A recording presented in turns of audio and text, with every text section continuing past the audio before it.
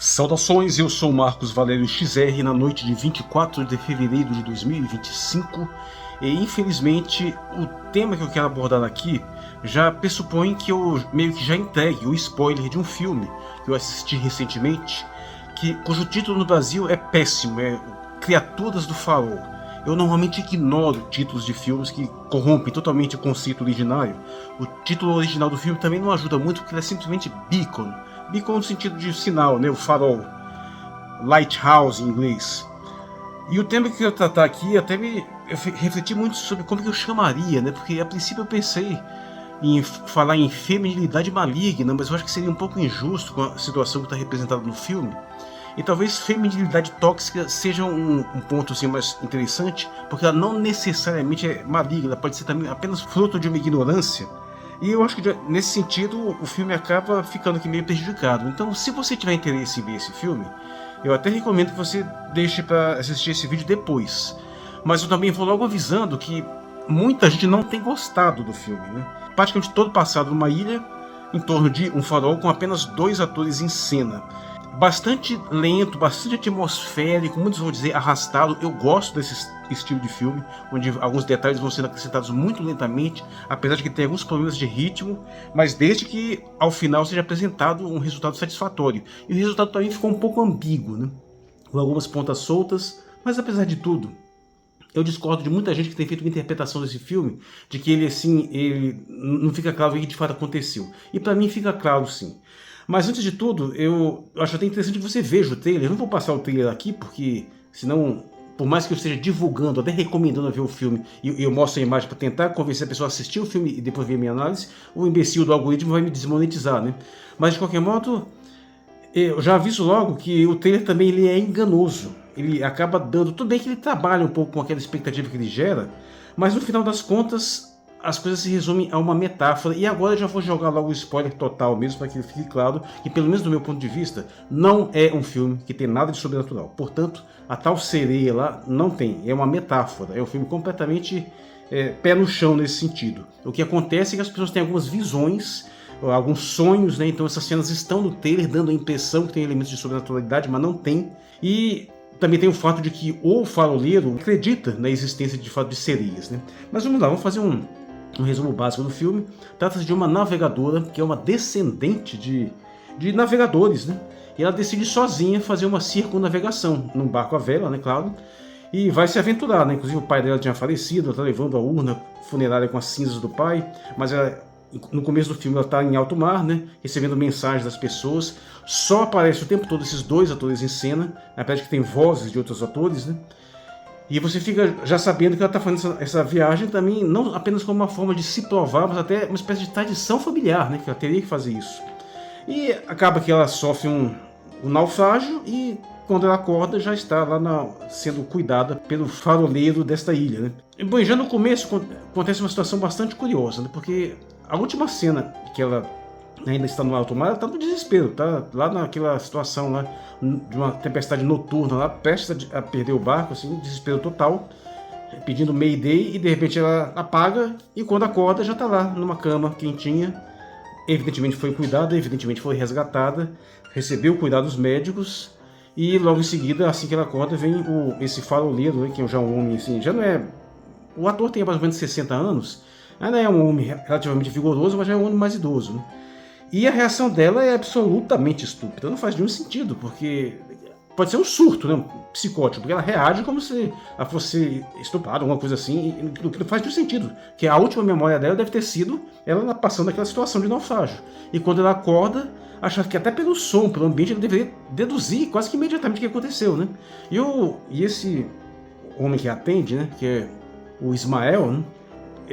O ator é de origem mexicana e o personagem também acaba tendo essa dimensão hispânica, né? Ele, desde o princípio, esclarece logo: você sofreu um acidente, eu resgatei você, eu tive que fazer um curativo, teve um corte enorme na perna, tem que fazer vários pontos. E demora para fazer com que ela se acalme, né? Para ela reagir de uma forma completamente desorientada. Mas com o tempo ele vai conseguindo acalmar ela e vai colocando ela na devida situação. Você está aqui, essa aqui é a minha casa, que eu dei nessa ilha, eu cuido daquele farol ali, e nós estamos aqui isolados, porque a tempestade detonou também, torna a comunicação muito difícil, tem um rádio, mas o rádio está dando problema. Só que, cara, o tempo todo, praticamente todo, até mais pro final, esse faroleiro, ele tem uma conduta absolutamente exemplar, absolutamente ideal. Ele consegue tranquilizar a pessoa, ele tem uma postura totalmente calculada, comedida, toma todos os cuidados possíveis para não se sentir constrangida. Ou seja, é totalmente exemplar a postura dele. E a postura dele é extremamente reativa, que é muito estranho, do ponto de vista de uma mulher que se aventurou a fazer uma circunnavegação sozinha num barco. Esse tipo de mulher você não esperaria que ela fosse uma pessoa assim, medrosa, que fica assim apavorada com tudo. Não faria nem sentido como é que ela ia encarar uma situação dessas, né? Até porque nessa circunnavegação ela vai ter que passar por vários lugares sozinha. Não poderia ser dessas pessoas que morrem de medo de tudo.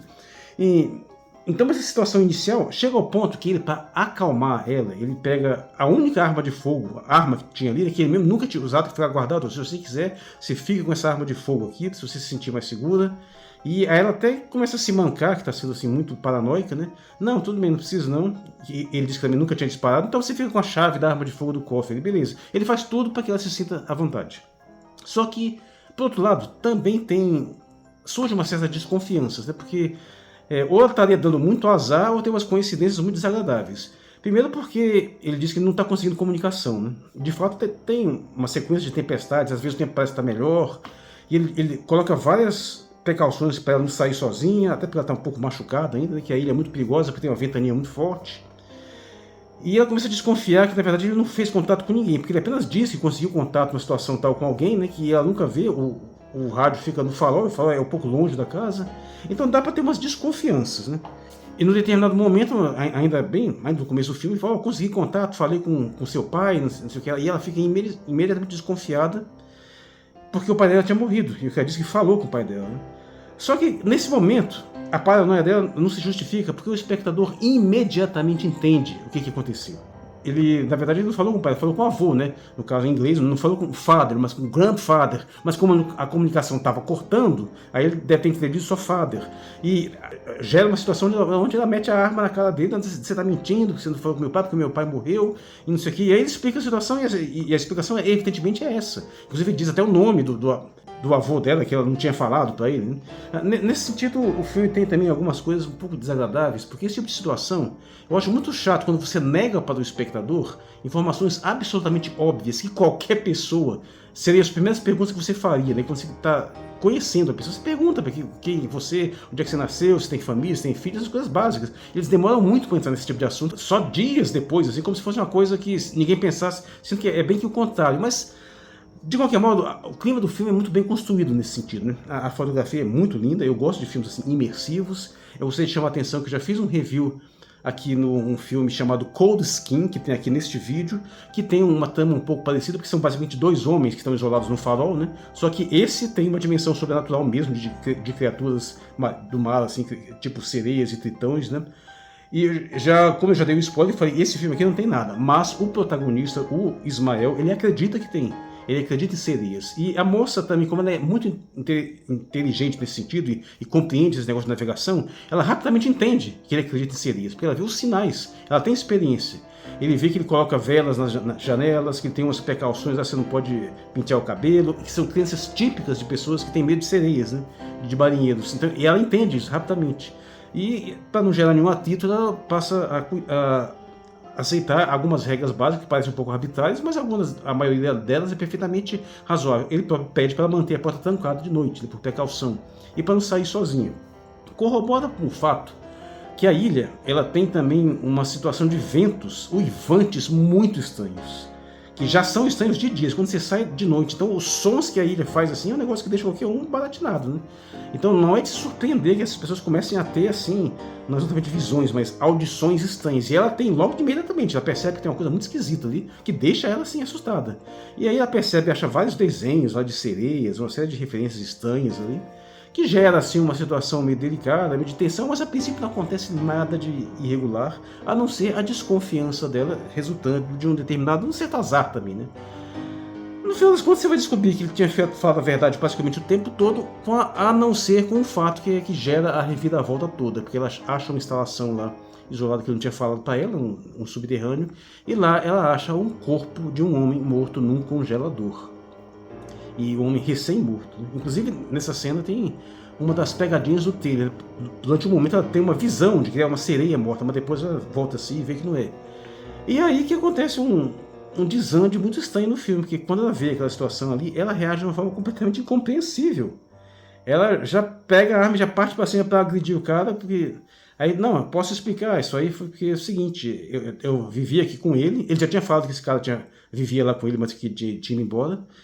E depois que a gente resgatou você, ele pretendia te estuprar. E eu impedi, e na briga ele acabou morrendo. Eu acabei matando ele acidentalmente. E aí eu coloquei o corpo aí no congelador, porque o sangue iria atrair as sereias, né? E sendo sincero, não há motivo para ter duvidado da explicação dele. Não faz sentido. Porque gerou uma situação, um ruído tão estranho. Porque o que aconteceu? A partir daí, ela toma atitudes extremamente violentas. Ela pega a arma e passa a aprisionar ele. A situação vira um negócio extremamente tenso. Ela mantém ele amarrado o tempo todo, sob maus tratos imensos. O cara tem claustrofobia, ela mete o cara no armário e você vê que ele está vulnerável, ele está na mão dela. E ela é extremamente brutal quando ela age dessa forma. Não tem nenhuma simpatia por ele, apesar de ele ter o tempo todo salvo a vida dele e fez vários curativos. Até ele não tinha feito absolutamente nada que justificasse qualquer tipo de hostilidade, a não ser essa desconfiança generalizada, que eu já deixo logo claro, depois o filme deixa claro que ele estava falando verdade. E essa situação escala para uma série de tensões, e aí, quando ele depois de tantos maus tratos que ele sofre, ele começa a pirar também, né? Até por questão de privação, porque ele fica privado de sono, de alimento, e a situação daí ele começa a ficar um pouco mais tensa por causa das ventanias, e aí ele começa a se dar conta, não, então você de fato é uma sereia, ele começa a achar que ela é uma sereia, e parece que ele acha genuinamente, mas ele começa a ficar meio que doido também, né, nesse sentido, ele começa a dar uma pirada, mas quase que em momento algum ele toma qualquer tipo de iniciativa agressiva contra ela, a não ser na sequência final, que eles vão por tudo ou nada e ela acaba matando ele, né? E aí termina com uma situação extremamente desagradável, que assim, na sequência final, questão do farol, ela destrói o farol, inclusive, que já deixa desesperado, porque ele tem um sentimento de proteção daquele farol assim, quase que religioso, né? Muita gente não sabe, mas os faróis até hoje são absolutamente cruciais para a navegação, por mais que tenha GPS ou qualquer outra coisa assim, ainda assim os faróis são muito importantes. E ele também acreditava que o farol mantinha sereias afastadas, né?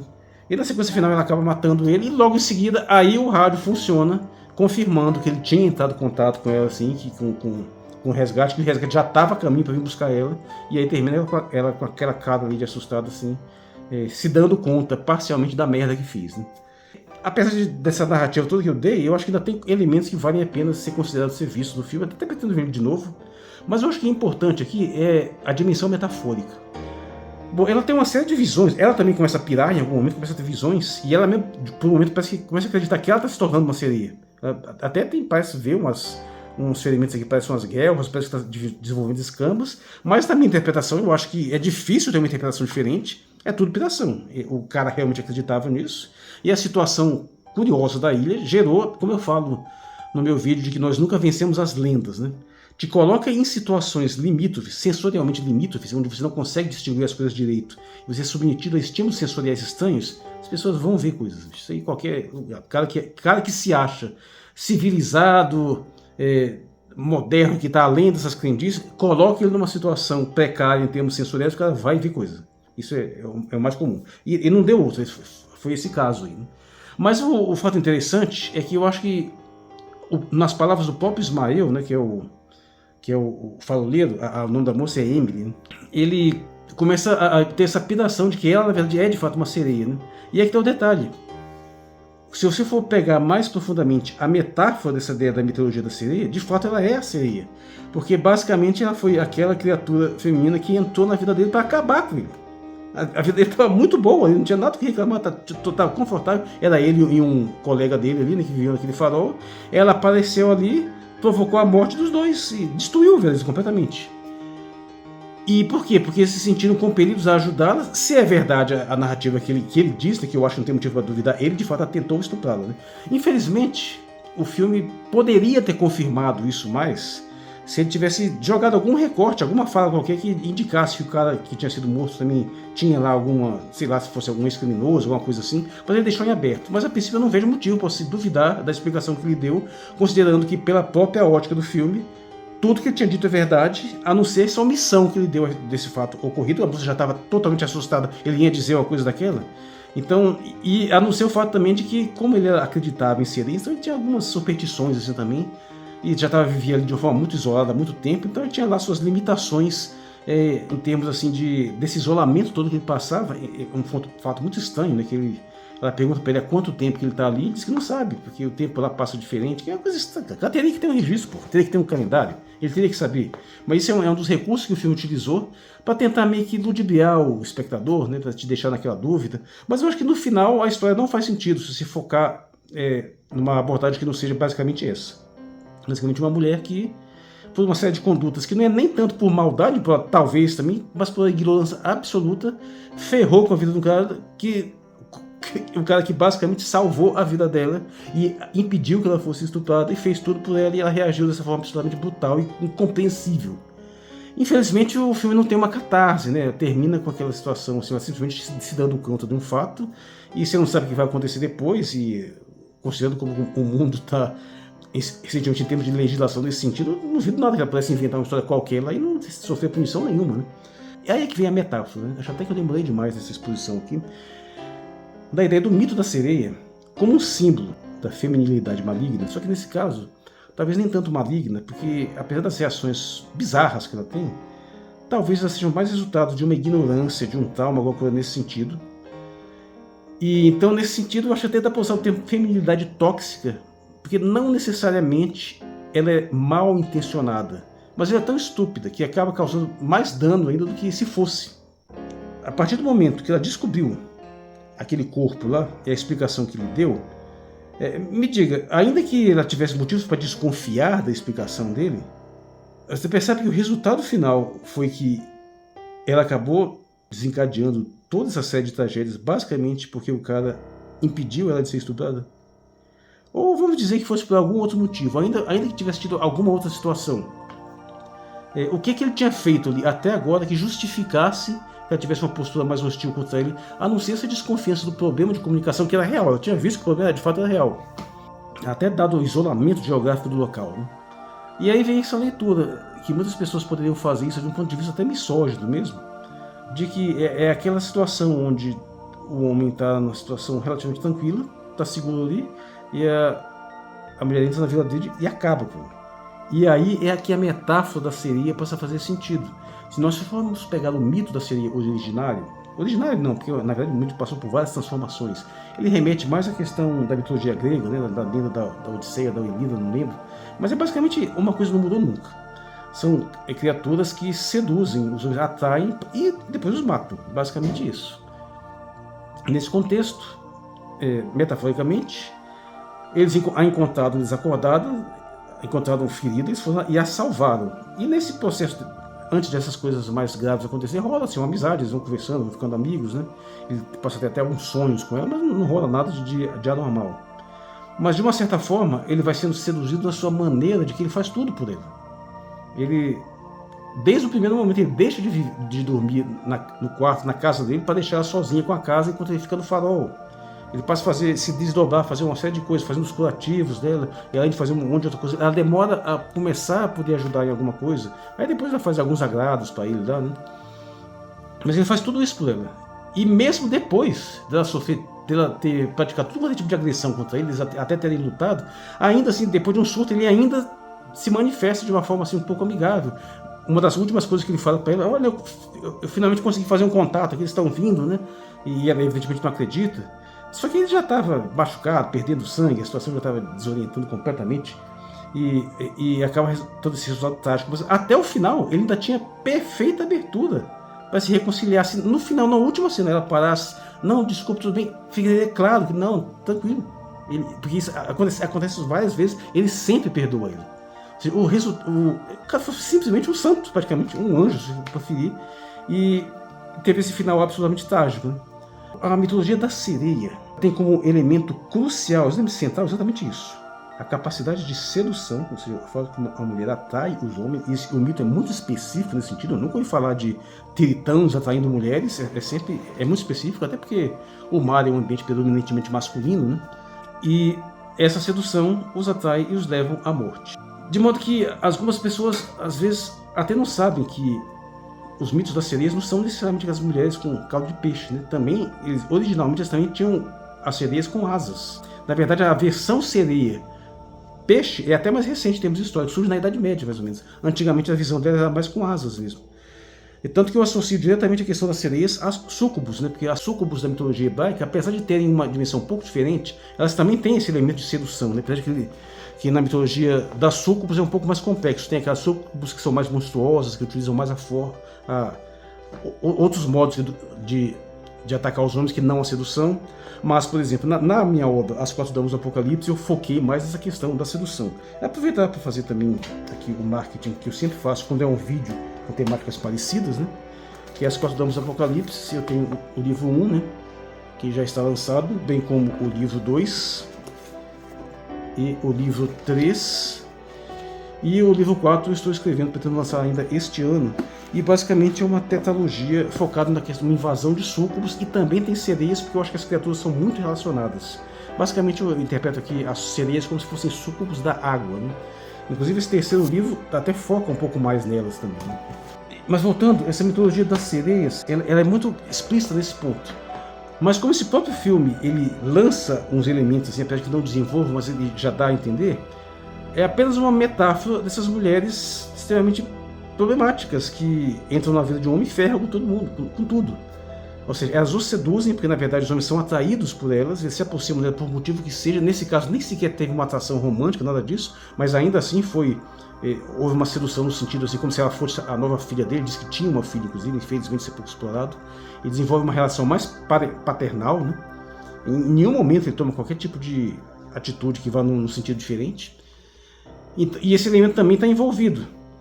E o resultado trágico é esse, né? Com alguns momentos que parece que ela própria começou a acreditar que ela talvez fosse de fato alguma coisa assim não humana, né? E isso o levou à morte. Esse é um exemplo muito típico daquilo que a gente deveria estar chamando de feminilidade tóxica, né? Que você observar, feministas têm utilizado muito o termo masculinidade tóxica.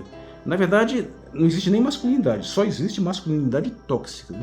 No máximo, elas falam em masculinidades que são masculinidades não masculinas. E curiosamente aparece um pouco o termo feminilidade tóxica, apesar de que muitas pessoas têm insistido. E eu acho que esse é um exemplo muito interessante, uma metáfora muito interessante dessa situação, quando você poderia fazer essa analogia de indivíduos que estão tranquilos em alguma situação qualquer, se envolvem com a mulher, e mesmo que eles não tenham nenhuma má intenção, esse envolvimento acaba custando muito caro para eles, né?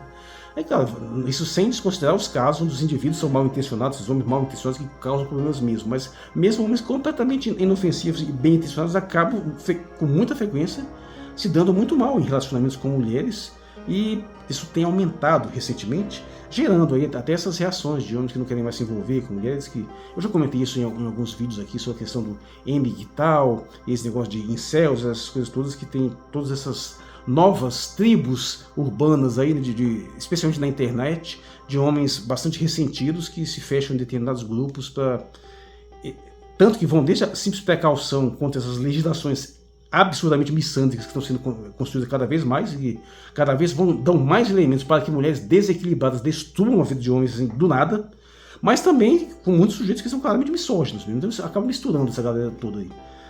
E o ambiente que está se criando é um ambiente essencialmente seriano, né? Porque os homens continuam sendo atraídos pelas mulheres, só que a situação social atual está tão problemática que restam poucas opções de relacionamento seguro de um ponto de vista jurídico, porque hoje, atualmente, nós estamos numa situação onde qualquer mulher destrói a vida de um homem imediatamente, sem nenhuma dificuldade. A não ser que ela já tenha um histórico muito grande que prejudique a sua credibilidade e que o sujeito tenha uma reputação muito grande, porque do contrário é muito fácil. Eu, por exemplo, eu moro na casa que eu herdei dos meus pais. Se a minha esposa quiser, ela me põe pra fora de casa e acaba com a minha vida, sem nenhuma dificuldade. Vai na delegacia, fala denúncia maneiramente, destrói, acabou. Não tem como defender. Sim, a legislação está assim, só não é pior porque a maioria das mulheres não vai fazer isso, e também alguma resistência nos próprios órgãos de polícia, a própria justiça às vezes tem algumas resistências contra esse tipo de legislação, mas cada vez mais a situação se torna pior, ao ponto de agora nós já temos a lei da violência psicológica, né, que você não precisa nem ter um exame de corpo de delito, não precisa nem ter uma agressão física, é uma coisa completamente subjetiva.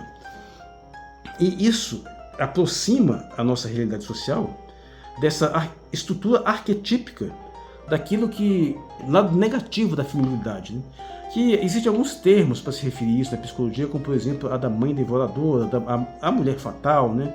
A femme fatale, que como ficou conhecido, essas mulheres que ludibriam os homens, essas formas arquetípicas ou mitológicas femininas malignas, assim como também existem as formas masculinas benignas e malignas, também existem as formas femininas benignas e malignas, né? Infelizmente o feminismo tem que ser caracterizado por criar um maniqueísmo entre homens maus e mulheres boas, né?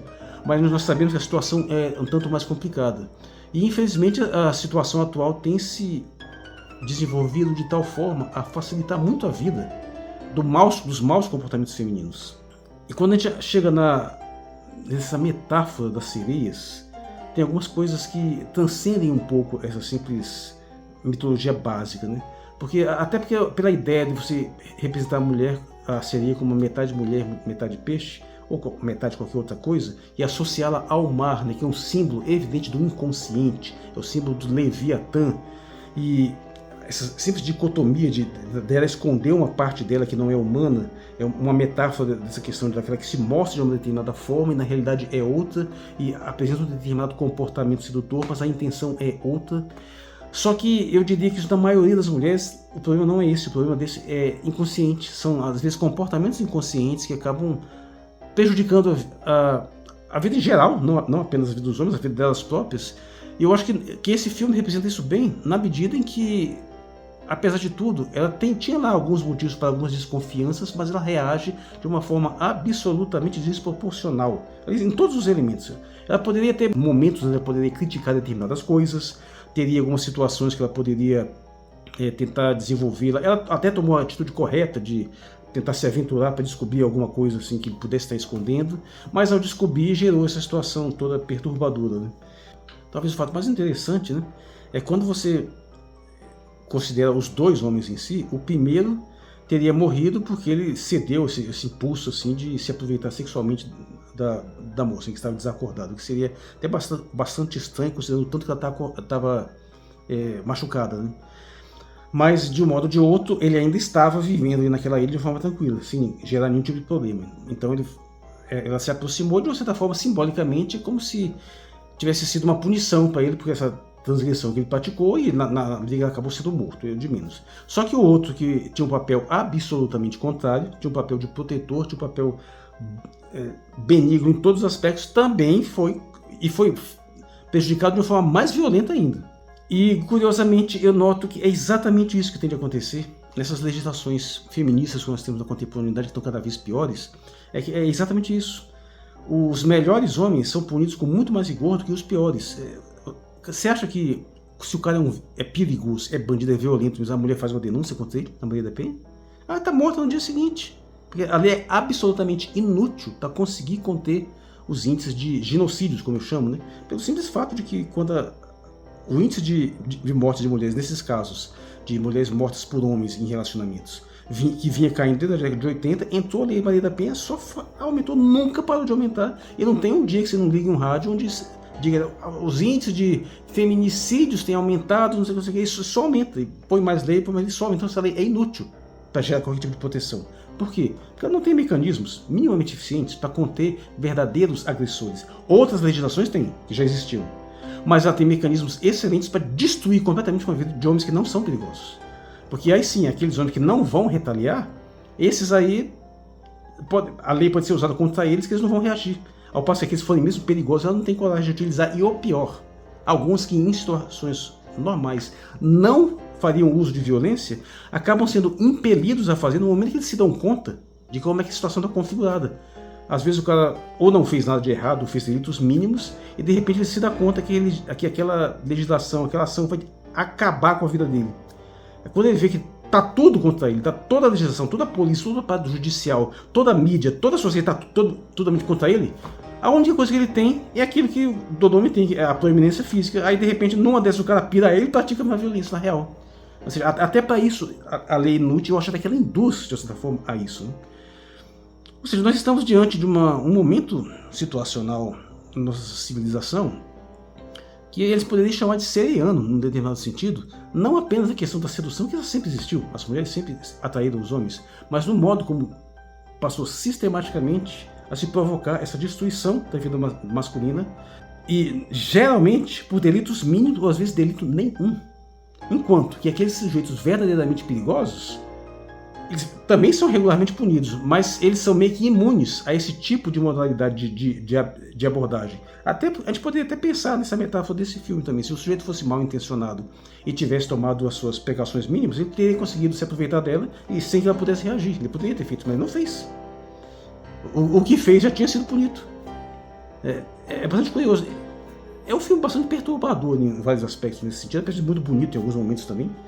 E o que eu realmente senti falta maior foi que no final deixasse algumas coisas mais claras, porque o fato de deixar algumas respostas ambíguas, né, prejudica essa dimensão metafórica, que eu acho que é a coisa que tem de mais importante no filme, que poderia gerar uma discussão muito mais interessante, mas algumas ambiguidades do final tornam essa associação não perfeita. Eu acho que ela é predominante.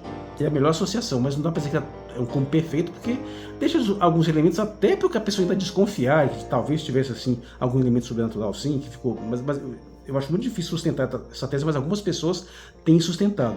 De modo de outro, o filme está sendo bem mal recebido. Se você for aqui no próprio YouTube, no trailer do filme, a maioria das pessoas achou muito ruim, ou já não gostou do próprio trailer. O trailer é claramente enganoso. Se você for lá esperando ver um filme sobrenatural sobre sereia, você vai quebrar a cara. E é curioso porque já tem um determinado filão, né, para esse tipo de filme. Tem até séries, né? Eu assisti o Tidelands na Netflix, é até interessante, mas parece que não vai ter outra temporada. Tem uma série mais longa também com relação a sereias, que eu também nunca vi. Tem o Fabuloso do Siren, que às vezes eu deveria até fazer um vídeo sobre esse filme, que é um filme fantástico, realmente muito bom. Muito cuidado, porque os títulos estão ficando cada vez mais problemáticos, tem cada vez vários filmes com o mesmo título, às vezes no mesmo ano. Esse Siren que eu estou me referindo é esse aqui. E o título desse filme, desse Beacon, também não ajuda em nada. Até confunde com o tal de Beacon 23, né, que é um filme de ficção científica que tem um farol no espaço. Já nem me animou muito de ver, né, com essa ideia de achar que espaço é uma pura metáfora do mar, né. Mas, apesar de tudo isso, eu acho que se você ler o filme com essa chave de leitura, ele é muito interessante. Porque aí ressoa algumas dimensões mitológicas, inclusive de alguns clássicos, né.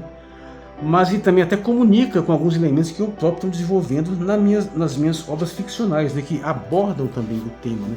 Aqui eu faço uma adaptação, que no caso a sereia não tem rabo de peixe porcaria nenhuma, na verdade elas têm nadadeiras, que seriam como se fossem as asas das súcubus adaptadas para nadadeiras, e aí explica também por que gera uma confusão visual. Né.